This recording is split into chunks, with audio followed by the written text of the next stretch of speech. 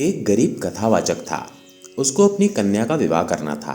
उसने विचार किया कि कथा करने से कुछ पैसा आ जाएगा तो काम चल जाएगा। ऐसा विचार करके उसने भगवान राम के एक मंदिर में बैठकर कथा आरंभ की। उसका भाव था कि कोई श्रोता आए या ना आए, पर भगवान तो मेरी कथा सुनेंगे। कथावाचक ने कथा आरंभ की। थोड़ी ही देर में श्रोता आने लगे, परंतु नाम मात्र का चढ़ावा चढ़ा। कथावाचक ने उसी में संतोष किया और रोजाना मंदिर में जाकर कथा करने लगा। एक दिन एक बहुत कंजूस सेठ मंदिर में आया।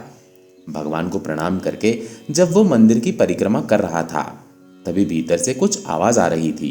ऐसा लगा कि दो व्यक्ति आपस में बातें कर रहे हैं। सेठ ने कान लगाकर सुना। भगवान राम हनुमान जी से कह रहे थे कि इस कथावाचक के लिए 100 रुपए का इंतजाम कर देना, जिससे कन्यादान का कार्य ठीक से हो जाए। हनुमान जी ने कहा, ठीक है महाराज, इसके लिए 100 रुपए का इंतजाम हो जाएगा। सेठ ने यह सुना तो वो कथा समाप्ति के बाद कथावाचक जी से मिला और उनसे पूछा, कथावाचक जी, कथा में रुपए पैदा हो रहे हैं कि नहीं? कथावाचक बोले, श्रोता बहुत कम आते हैं तो रुपए कैसे पैदा हों? सेठ ने कहा, मेरी एक शर्त है, रोजाना कथा में जितना पैसा आए वो आप मुझे दे देना और मैं आपको 50 रुपए दे दिया करूंगा। कथावाचक जी ने सोचा कि उनके पास कहाँ इतने पैसे आते हैं। अगर मैं सेठ की बात मान लूं तो रोजाना 50 रुपए तो मिलेंगे ही। कथावाचक जी ने सेठ की बात मान ली। इधर सेठ ने सोच रखा था कि भगवान की आज्ञा का पालन करने हेतु हनुमान जी 100 रुपए कथावाचक जी को जरूर देंगे। मुझे सीधे सीधे 50 रुपए का फायदा हो रहा है। जो लोभी मनुष्य होते हैं वे पैसे के बारे में ही सोचते हैं। सेठ ने भगवान जी की बातें सुनकर भी भक्ति की ओर ध्यान नहीं दिया, बल्कि पैसे की ओर आकर्षित हो गए। अब सेठ जी कथा के उपरांत कथावाचक जी के पास गए और उनसे पूछा कि कितने रुपए आए हैं। सेठ के मन में विचार था कि हनुमान जी ने 100 रुपए तो भेंट में जरूर दिलाए होंगे, मगर कथावाचक जी ने कहा कि 5-7 रुपए ही आए हैं। अब सेठ को शर्त के मुताबिक 50 रुपए कथावाचक जी को देने पड़े। सेठ को हनुमान जी पर बहुत गुस्सा आ रहा था कि उन्होंने कथावाचक जी को 100 रुपए नहीं दिए।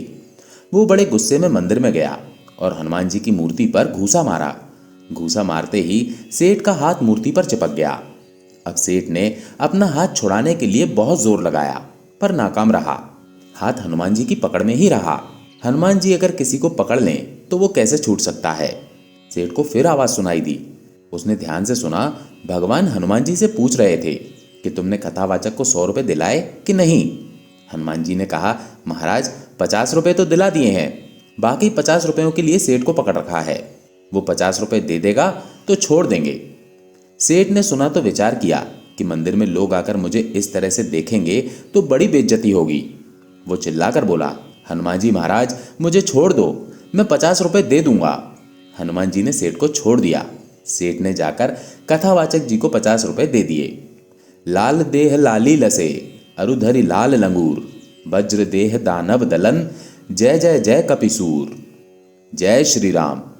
एक कहानी और भी है जो बहुत ही सुंदर है। प्रयागदास जी का जन्म जनकपुरी नेपाल में हुआ था। उनके जन्म के बाद ही उनके पिता का देहांत हो गया था। अब माँ ही प्रयागदास का पालन पोषण करती। उनके यहाँ बहुत गरीबी थी। अब प्रयागदास 7 वर्ष का हो गया था। सावन का महीना था। रक्षाबंधन नजदीक आ रहा था। सबकी बहनें अपने अपने घर राखी बांधने के लिए ससुराल से आ रही थी। प्रयागदास जी ने भी अपनी माँ से पूछा, माँ, क्या मेरी कोई बहन नहीं है जो मुझे राखी बांधने आए? प्रयागदास की माँ उसको निराश नहीं करना चाहती थी, इसलिए वो बोली, बेटा, तुम्हारी बहन है, पर वो बहुत दूर रहती है। तुम्हारी बहन का नाम श्री जानकी है और तुम्हारे बहनोई श्री राम जी हैं। तुम्हारे बहनोई अयोध्या के राजा हैं।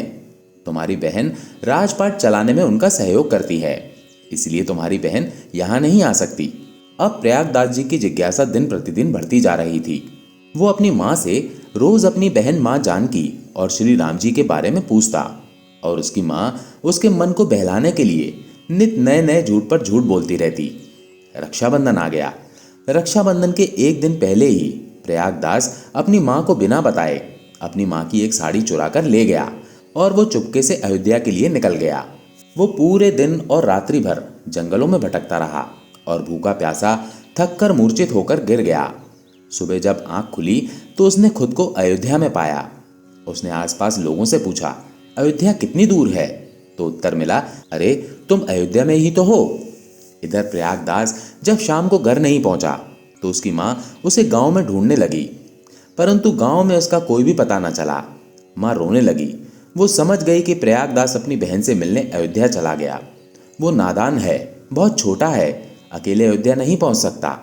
प्रयागदास की माँ खूब रोती और खुद को कोसती कि ना ही मैं उसे झूठ बोलती, ना ही वो इस तरह से जाता।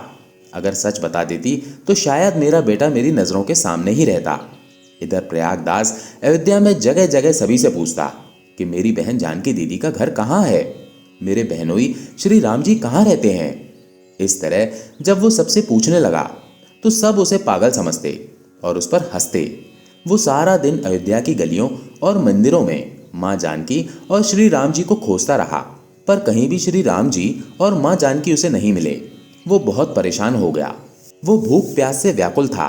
अब शाम हो गई, अब तक उसे माँ जानकी और श्री राम का पता नहीं चला। वो रोने लगा और रोते रोते वो एक पेड़ के नीचे बेहोश हो गया। मध्य रात्रि हुई, तब सभी अयोध्यावासी गहरी नींद में सो गए। तब प्रयागदास के कान में आवाज आई कि श्री राम और माँ जानकी पधार रहे हैं। प्रयागदास की आंख खुली।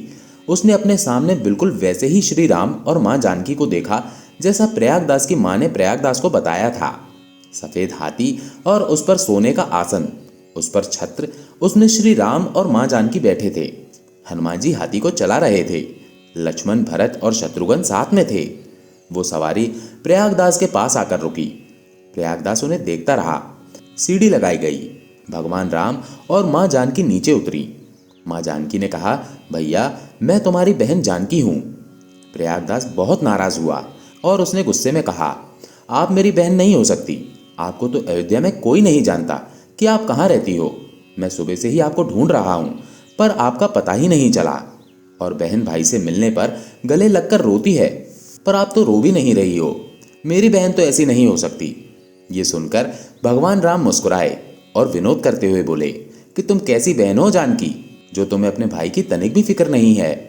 ये सुनकर प्रयाग जोर जोर से रोने लगा और माँ जानकी भी प्रयागदास को अपने गले लगाकर रोने लगीं और बोली, भाई यहाँ मुझसे वही मिल सकता है और वही मेरा पता बता सकता है जिसका हृदय तुम्हारी तरह साफ हो। आज रक्षाबंधन है, मुझे पता है कि तुम माँ को बिना बताए ही राखी बंधवाने इतनी दूर से चले आए। कलाई लाओ, मैं तुम्हें राखी बांध दूं। माँ जानकी प्रयागदास की कलाई पर राखी बांधती हैं और प्रयागदास को अपने हाथों से मिठाई खिलाती हैं। माँ जानकी ने प्रयाग की माता का हाल भी पूछा। प्रयागदास जी तो परम आनंद में डूब गए। बस उनकी आंखों से प्रेम के आंसू ही निकल रहे थे। प्रयागदास जो साड़ी चुरा कर लाए थे वही माँ जानकी को राखी पर उपहार में देने लगे। माँ जानकी ने कहा, भैया मैया के पास 2 ही साड़ी हैं और एक साड़ी तुम उठा लाए। मैया क्या पहनेगी, इसलिए इस साड़ी को तुम वापस ले जाओ। जब तुम कमाने लग जाओ तो अपनी कमाई से साड़ी ले आना, तब मैं उसे ले लूंगी।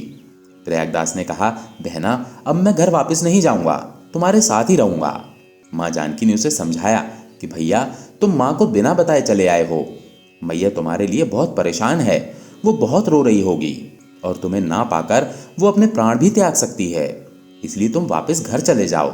जब बड़े हो जाओ तो आ जाना और हमारे साथ ही रहना। बहुत सारी बातें माँ जानकी और प्रयागदास के बीच हुई। जैसे ही सूर्योदय हुआ, भगवान राम और माँ जानकी व सभी राम दरबार प्रयागदास की आंखों से ओझल हो गए और प्रयागदास असीमित आनंद में डूबे रहे। प्रयागदास अर्ध चेतना में चले गए। ब्रह्म मुहूर्त में एक महात्मा सरयू में स्नान करने के लिए उधर से गुजरे, जहां प्रयागदास ब्रह्म में लीन थे। महात्मा प्रयागदास की दशा को देख सब समझ गए। महात्मा जान गए कि इस बच्चे के ऊपर माँ जानकी और प्रभु श्री राम की कृपा बरस गई। प्रयागदास की जब आंख खुली तो उसने अपने सामने एक महात्मा को देखा। प्रयागदास की सारी भूख प्यास खत्म हो गई और वो खुद को बिल्कुल तरोताजा महसूस कर रहा था। उसने वो सारी घटना उस महात्मा को बताई जो उस रात्रि को उसके साथ घटित हुई थी। बातचीत खत्म होने के बाद महात्मा और वो लड़का दोनों सरयू नदी में स्नान करने चले गए और सरयू में स्नान के बाद महात्मा प्रयागदास को अपने आश्रम में ले गए।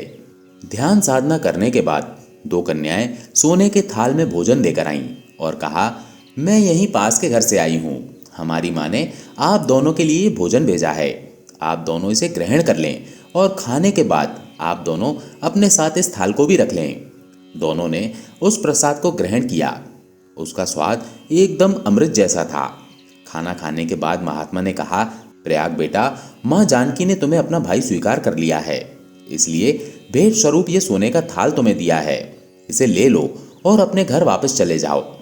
प्रयागदास रोने लगे और कहने लगे कि हमारे यहाँ बेटी को दिया जाता है, लिया नहीं जाता, इसलिए मैं ये नहीं लूँगा, आप ही इसे रख लो। दोनों ने उस थाल को पास ही के एक कुंड में विसर्जित कर दिया। महात्मा ने अपने कुछ शिष्यों के साथ प्रयागदास को उसके घर वापस भेज दिया। प्रयागदास की माँ ने उसे देखते ही उसे गले लगा लिया और रोने लगी। प्रयागदास ने वो सारी घटना अपनी माँ को सुनाई जो उसके साथ अयोध्या में घटी थी। प्रयागदास की माँ भावुक हो गई और माँ जानकी को धन्यवाद दिया कि आपने मेरी लाज रख ली और मेरे बेटे को आपने दर्शन दिया और सही सलामत उसे घर वापस भी पहुंचा दिया। इसके लिए आपको कोटि कोटि नमन। कैसी लगी आपको आज की कथा? कमेंट में ज़रूर बताएं। अच्छी लगे तो इसे लाइक कीजिए और अपने दोस्तों के साथ शेयर कीजिए। धन्यवाद।